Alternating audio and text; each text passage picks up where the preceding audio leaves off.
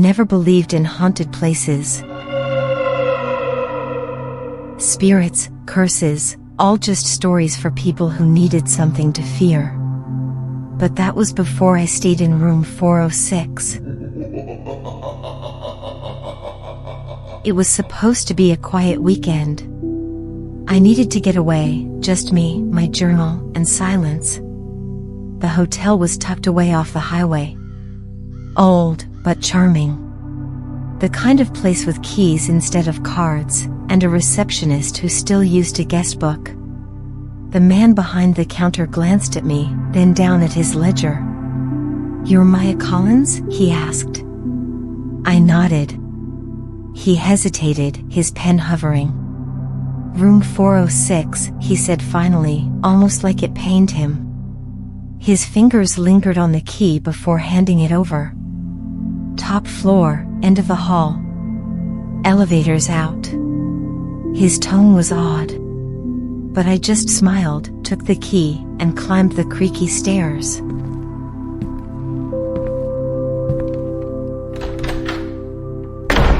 Room 406 was strange.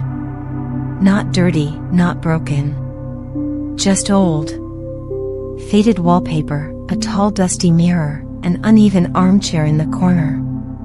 And the smell, like rain and something sweet, rotting. I unpacked, opened my journal, and began to write. But the pen felt heavier than usual. And the silence wasn't peaceful. It watched me. At exactly 3:06 a.m., I woke up. No sound. Just a feeling, like cold air brushing my skin. Then, a soft knock. Not at the door. From inside the wardrobe. My chest tightened. I stared at it for minutes, frozen. Then I told myself what I always do, there's nothing there. Just a dream. A creaky old room. I pulled the covers tighter. The knock didn't return. The next morning, I asked the receptionist if the hotel had rats. He shook his head too quickly. "No," he said. "Why?" "No reason," I muttered. I spent the day in town. Tried to write at a cafe. But I kept thinking about the knock. I came back before dark. Room 406 was colder. The mirror had a new smudge. And the wardrobe door was open. I was sure I'd closed it. I shut it again. Hard. 3:06 a.m. The knock returned. Two this time. Followed by a whisper. "Let me out." I bolted upright. My mouth was dry. The wardrobe was open. Just slightly. I didn't sleep after that. I turned on every light. Sat in the chair, shaking, until morning. I tried to tell myself it was sleep paralysis. Hallucination. Something rational. But when I looked in the mirror, there was a handprint on my shoulder. One that wasn't mine. I went back to the front desk. Demanded to know what was going on. The receptionist's face went pale. "No one's been in that room since her." "Her?" I asked. He glanced around, then leaned in. 10 years ago.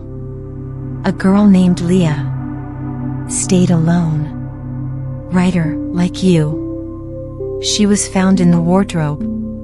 Dead. No signs of trauma. No reason. He swallowed. She left one thing behind. He pulled a dusty box from beneath the desk. Locked. But something told me it was meant for me. Inside were pages. Leah's journal. It read like mine. At first. Thoughts. reflections, then terror. Mentions of whispers.